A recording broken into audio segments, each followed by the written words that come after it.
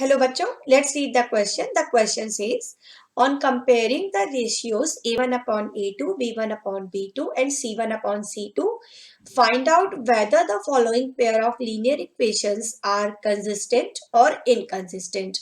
तो यहाँ पर हमें 5 पेयर ऑफ लीनियर इक्वेशंस दे रखी है, 5 क्वेश्चंस दे रखे हैं और हर एक में हमें चेक करना है कि वो जो इक्वेशंस है वो कंसिस्टेंट है या इनकंसिस्टेंट है। तो पहले हम ये डिसाइड कर लेते हैं, ये डिस्कस कर लेते हैं कि कंसिस्टेंट होना या कंसिस्टेंट होना इक्वेशन का हम किस तरह से डिसाइड करते हैं। तो अगर हमारे पास दो इक्वेशंस इस टाइप से दे रखी हो, सपोज एक इक्वेशन है a1x plus b1y plus c1 equal to 0 और दूसरी इक्वेशन है a2x plus b2y plus c2 equal to 0। तो ये इक्वेशंस अगर कंसिस्टेंट हैं, ओके, तो कंसिस्टेंट के अंदर दो केसेस आते हैं, या तो उनका यूनिक सॉल्यूशन होगा, either it will have unique solution, या उनका होंगे इनफाइनाइट नंबर ऑफ सॉल्यूशंस। इन दो में से कोई भी एक कैटेगरी अगर है तो इक्वेशन क्या कहलाएंगी? Consistent, infinite number of solutions. अब यूनिक सॉल्यूशन कब होगा? अगर a1 upon a2 is not equal to b1 upon b2 है तो ये होगा यूनिक सॉल्यूशन, ओके। और अगर a1 upon a2, b1 upon b2 और c1 अपॉन c2 ये तीनों सेम है तो वो कहलाएगा इनफाइनाइट नंबर ऑफ सॉल्यूशंस, और दोनों ही केस में सॉल्यूशन कैसा कहलाएगा? कंसिस्टेंट। अब आ जाते हैं इनकंसिस्टेंट पर। इनकंसिस्टेंसी में क्या होता है कि हमारे पास नो सॉल्यूशन होता है। इनकंसिस्टेंट मींस इक्वेशन है नो सॉल्यूशन, और नो सॉल्यूशन की कंडीशन कुछ इस तरह होती है, a1 upon a2 equal to b1 upon b2 not equal to c1 upon c2। तो हम तीनों रेशियोज निकाल लेंगे, जिस भी कैटेगरी के अंदर वो आएगा उसके अकॉर्डिंग हम डिसाइड कर सकेंगे कि कंसिस्टेंट है या इनकंसिस्टेंट। तो फर्स्ट वाले क्वेश्चन के साथ स्टार्ट करते हैं। फर्स्ट पार्ट में इक्वेशंस दे रखी हैं। फर्स्ट इक्वेशन है 3x plus 2y equal to 5 और सेकेंड वाली है 2x minus 3y equal to 7। तो इसको हम इस तरह से लिख सकते हैं ना, 3x plus 2y minus 5 equal to 0 और 2x minus 3y minus 7 equal to 0। Standard form में लिख लिया इक्वेशंस को। अब इसके बाद यहाँ पर ये देख लेते हैं कि ये कोफिशिएंट्स, जैसे ये a1 हो गया जो y के साथ है वो b1 हो गया, ये जो कांस्टेंट टर्म है ये c1 हो गया, इसी तरह से ये a2 हो गया, ये b2 हो गया और ये c2 हो गया। अब रेशियो निकाल लेते हैं। पहले निकालते हैं a1 अपॉन a2 मीन्स 3/2 हो गया, ठीक है। b1 upon b2 2 upon minus 3। तो यहाँ a1 अपॉन a2 और b1 अपॉन b2 दोनों सेम नहीं है ना, ये दोनों सेम नहीं है। दिस मीन्स सॉल्यूशन कैसा है? यूनिक है। अब सॉल्यूशन यूनिक है तो इक्वेशंस कैसी होती हैं? कंसिस्टेंट। तो ये इक्वेशंस यहाँ पे कंडीशन हो गई, ये सॉल्यूशन कैसा हो गया? कंसिस्टेंट हो गया, ओके। ये फर्स्ट पार्ट हमारा लग गया। अब आ जाते हैं सेकेंड पार्ट में।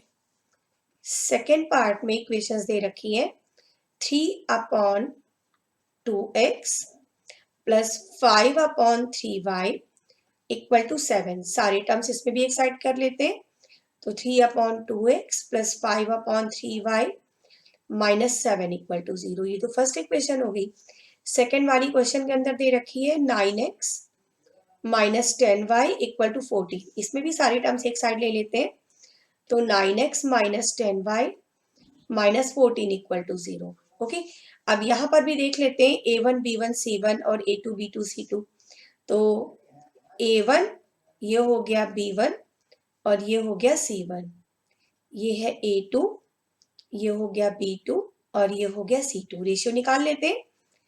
a1 upon a2 means 3/2 upon 9। तो ये हो जाएगा 3/2 इंटू 1 अपॉन 9 हो जाएगा, 3 3 ज़ा 9, ये आ गया 1/6। अब निकालते हैं b1 upon b2।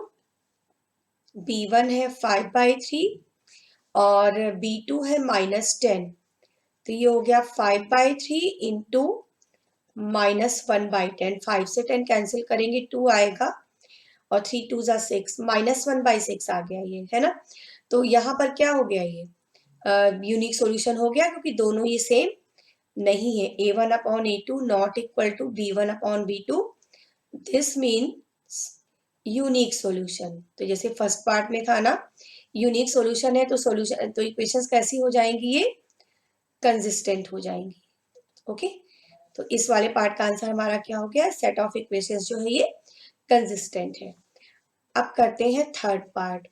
Third part में इक्वेशंस दे रखी है, एक सेकेंड, ये सेकेंड पार्ट, ये मैंने थर्ड पार्ट लगा दिया है अभी, ये थर्ड पार्ट था। Okay,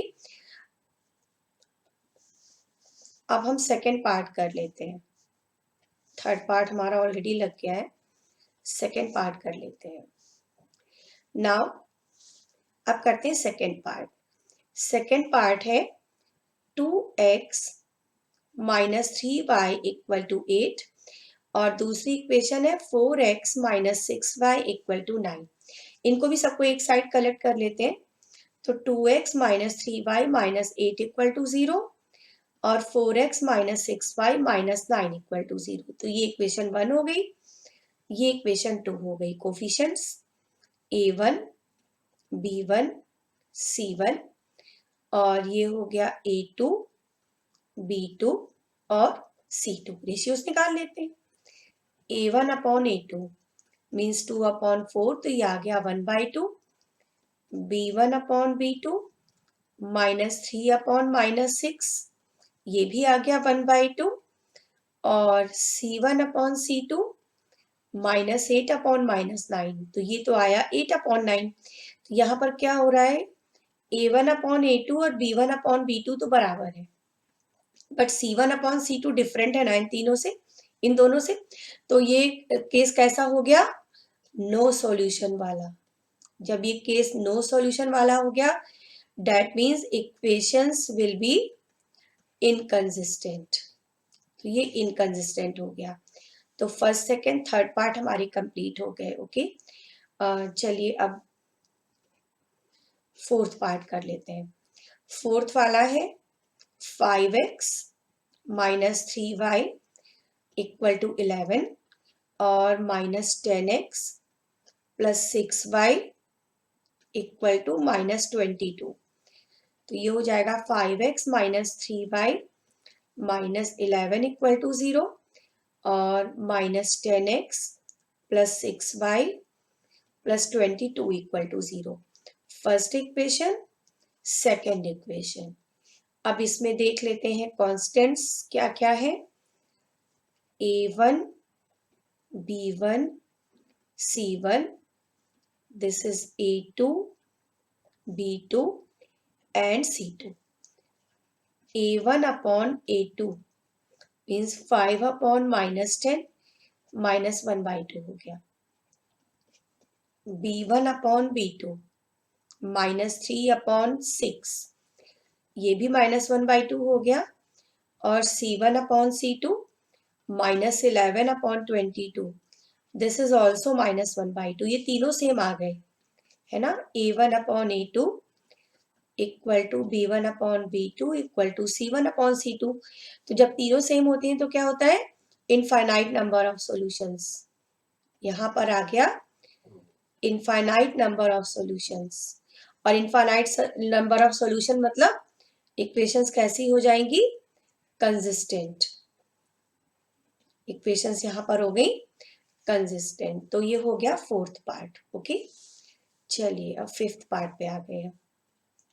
4/3x plus 2y equal to 8 और दूसरी इक्वेशन है 2x plus 3y equal to 12। एक साइड कलेक्ट कर लेते हैं।